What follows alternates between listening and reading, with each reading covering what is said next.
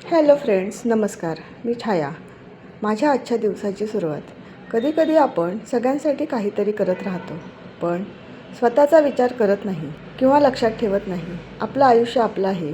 आपली स्वप्न, आपली मेहनत आणि आपला आत्मविश्वास हाच आपला आधार आहे.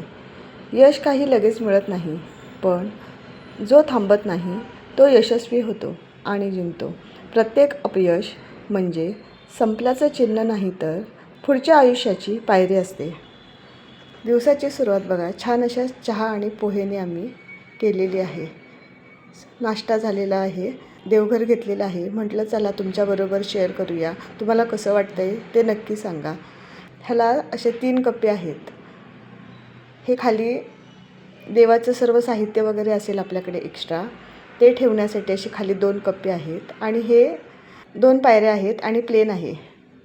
आपण ह्यामध्ये छान असे देव सर्व व्यवस्थित बसू शकतात आणि छान होतं. आता ही माझी रोजची देवपूजा आहे बघा.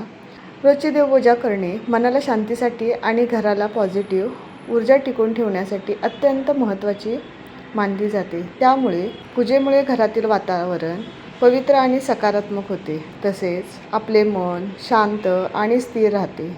आणि आपण रोज पूजा केल्यामुळे आपल्या आयुष्यात शिस्त तर येतेच, पण आपली ईश्वरावरील भक्तीही वाढते.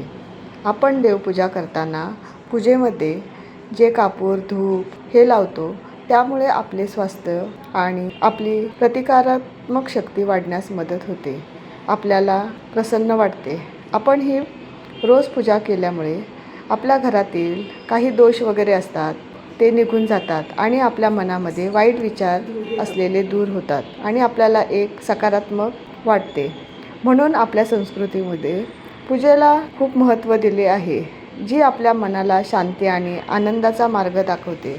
आता हे रोजच्या पूजेमध्ये मी बघा, हे सर्व देव आहेत ते पंचामृत स्नानाने त्यांना अभिषेक करून घेतलेला आहे. माझ्याकडे जेवढे देव आहेत त्यांची मी अशी मनापासून अशी सेवा केली आपण, की आपल्याला बघा एक मनालाही आनंद आणि पॉझिटिव्हिटी येते.